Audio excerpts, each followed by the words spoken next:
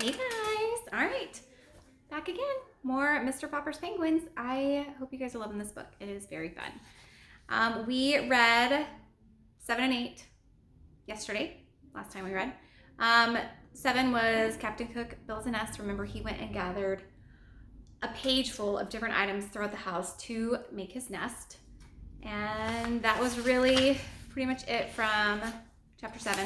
And then Mrs. Popper was like, I believe that he needs to get outside and get a little walk. So chapter 8 was called Penguin's Promenade. And Mr. Popper decided to get some twine, some rope, and he put it around the penguin's neck so that he could kind of walk him and the penguin wouldn't get away. Well, when he was walking around Stillwater, around the town that they lived in, this penguin on a leash got the town's attention. And you recall from earlier chapters, I believe it's chapter 6, when the policeman was there and he had run out of the house. That policeman had told some news reporters that there was a penguin, and that kind of got their attention. So there were people taking pictures of the penguin and asking lots of questions.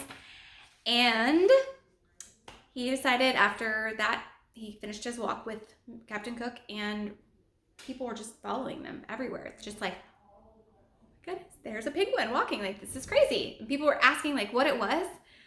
It's crazy that back then people were like, what's a penguin? I don't know. So the last line in chapter 8 says that Mr. Popper took Captain Cook to the barbershop. And it says the man who kept the barbershop had, up to this time, been a very good friend of Mr. Popper's. So at one time they were very good friends. So we'll see what happens today, chapter 9.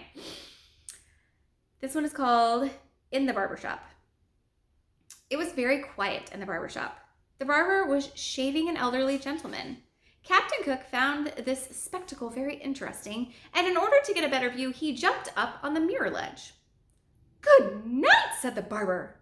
The gentleman in the barber's chair, his face already white with lather, half lifted his head to see what had happened. Gook, said the penguin, flapping his flippers, reaching out his long beak toward the lather on the gentleman's face. Here's a little picture.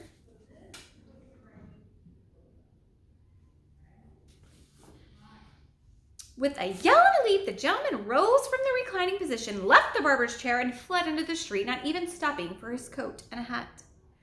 Go, said Captain. Hey, said the barber to Mr. Popper, take that thing out of my shop. This is not a zoo. What's the idea? Well, do you mind if I take him out your back door? Asked Mr. Popper. Any door, said the barber, as long as it's quick. Now it's biting the teeth off my comb. Mr. Popper took Captain Cook in his arms, and amid the cries of quirk, gawk, ork, he made his way out of the shop and its back room and out a door into an alley. Captain Cook now discovered his first back stairway. Mr. Popper discovered that when a penguin has found steps going down somewhere, it is absolutely impossible to keep him from climbing them. All right, said Mr. Popper, panting up the steps behind Captain Cook. I suppose, being a bird, and one that can't fly, you have to go up in the air somehow, so maybe you like to climb stairs. Well, it's a good thing this building has only 3 stories. Come on, let's see what you can do. Slowly but unwearyly, Captain Cook lifted one pink foot after another to the next, and followed by Mr. Popper at the other end of the clothesline. At last, they came to the top of the landing. The top of the stairs. Now what? Inquired Mr. Popper of Captain Cook. Finding there were no more steps to climb, Captain Cook turned around and surveyed the steps that now went down. Then he raised his flippers, leaned forward. Mr. Popper was still panting for breath, had not supposed the determined bird would plunge so quickly. He should have remembered that penguins will toboggan whenever they get the chance. Perhaps he had been unwise in tying one end of the clothesline to his own wrist.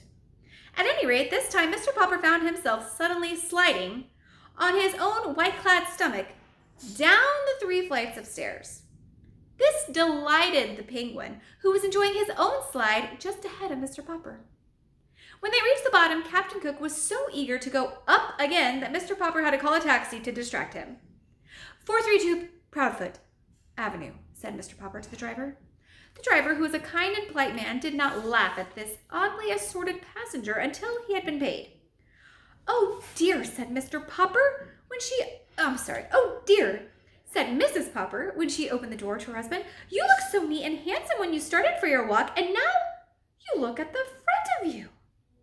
"I'm so sorry, my love," said Mr. Popper in a humble tone, "but you can't always tell what a penguin will do next, like slide down the steps on his belly." So saying, he went to lie down, for he was quite exhausted from all the unusual exercise, while Captain Cook had a shower and took a nap in the icebox. All right, chapter 10. This one is called Shadows. Next day, the picture of Mr. Popper and Captain Cook appeared in the Stillwater Morning Chronicle, with a paragraph about the house painter who had received a penguin by air express from Admiral Drake in the faraway Antarctic. Then the Associated Press picked up the story, and a week later, the photograph could have been seen in the Sunday edition of the most important newspaper in all of the large cities in the country. Naturally, the Poppers all felt very proud and very happy. Captain Cook was not happy, however. He had suddenly ceased his gay exploring little walks about the house and would sit most of the day sulking in the refrigerator. Mrs. Popper had removed all the stranger objects, leaving only the marbles and the checkers, so that Captain Cook now had a nice, orderly little rookery.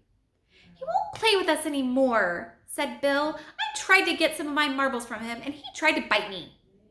"Naughty Captain Cook," said Janie. "Better leave him alone, children," said Mrs. Popper. "He feels mopey, I guess." But it was soon clear that it was something worse than mopiness that ailed Captain Cook. All day he would sit with his little white circled eyes staring out sadly from the refrigerator. His coat had lost its lovely glossy look. His round little stomach grew flatter every day. He would turn away now when Mrs. Popper would offer him some canned shrimps. One evening she took his temperature. It was 104 degrees. "Well, Papa," she said, "I think you had better call the veterinary doctor. I'm afraid Captain Cook is really ill." But when the veterinary came, he only shook his head. He was a very good animal doctor, and though he had never taken care of a penguin before, he knew enough about birds to see at a glance that this one was seriously ill. "I will leave you some pills. Give him one every hour. Then you can try feeding him on sherbet and wrapping him in ice packs. But I cannot give you any encouragement because I am afraid that it's a hopeless case. This kind of bird was never made for this climate, you know. I can see that you have taken very good care of him, but an Antarctic penguin cannot survive in still water." That night, the Poppers sat up all night, taking turns changing the ice packs. It was no use. In the morning, Mrs. Popper took Captain Cook's temperature again. It had gone up to 105 degrees now.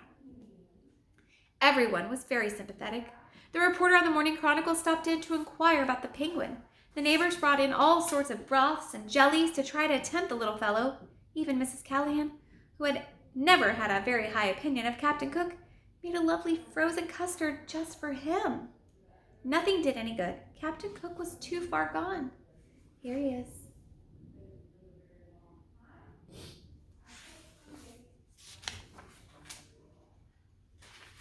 He slept all day now in a heavy stupor, and everyone was saying that the end was not far away. All the Poppers had grown terribly fond of the funny, solemn little chap, and Mr. Popper's heart was frozen with terror. It seemed to him that his life would be very empty if Captain Cook went away. Surely someone would know what to do for a sick penguin. He wished that there was some way of asking advice of Admiral Drake, away down at the South Pole, but there was just no time. In his despair, Mr. Popper had an idea. A letter had brought him this pet. He sat down and he started to write another letter. It was addressed to Dr. Smith, the curator of the great aquarium in Mammoth City, the largest in the world. Surely if anyone, anywhere had any idea that could cure a dying penguin, this was the man that could do it. 2 days later, there was an answer from the curator. "Unfortunately," he wrote, "it is not easy to cure a sick penguin. Perhaps you do not know that we too have in our aquarium in Mammoth City a penguin from the Antarctic. It is failing rapidly in spite of everything we've done for it. I have wondered lately whether or not it's suffering from loneliness. Perhaps that is what ails your Captain Cook. I am therefore shipping you under separate cover our penguin. You may keep her. There is just a chance that the birds might get on better together. And that is how Greta came to live at 432 Proudfoot Avenue.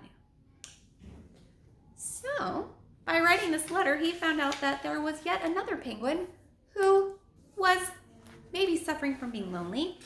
And now he is being sent another penguin. Oh my goodness. What is he going to do? We'll find out. Bye, guys.